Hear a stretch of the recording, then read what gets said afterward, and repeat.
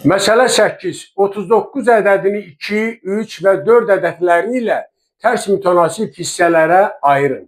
Həlli.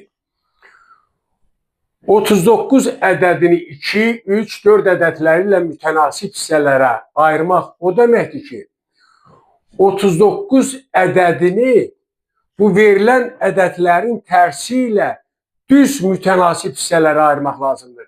Tərslər nə olacaq? 2-də 1, 3-də 1, 4-də 1. Yəni 39 ədədini 2, 3, 4 ədədləri ilə tərs mütənasib hissələrə ayırmaq 39 ədədini 2-də 1, 3-də 1, 4-də 1 hissələrinə düz mütənasib olan hissələrə ayırmaq lazımdır. Onda olacaq 2-də 1x, üstə gəl 3-də 1x, üstə gəl 4-də 1x bərabərdir 39 alırıq. Düz mütənasibliyə görə buradan 2-də 1, üstə gəl 3-də 1, üstə gəl 4-də 1x bərabərdir 39-a.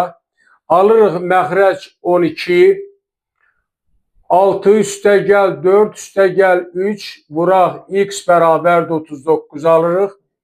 Aldıq 12-də 13 vuraq x bərabərdir 39-a. 13 ilə 39 ixtisar oldu burada 3. X bərabərdir 12 vuraq 3, 36. Və biz o hissələri tapaq. 2-də 1 x-i tapırıq. 2-də 1 vuraq 36, 18. Sonra 3-də 1 x-i tapırıq. 3-də 1 vuraq 36, 12. Və 4-də 1 x-i tapırıq. 4-də 1 vuraq 36, 9.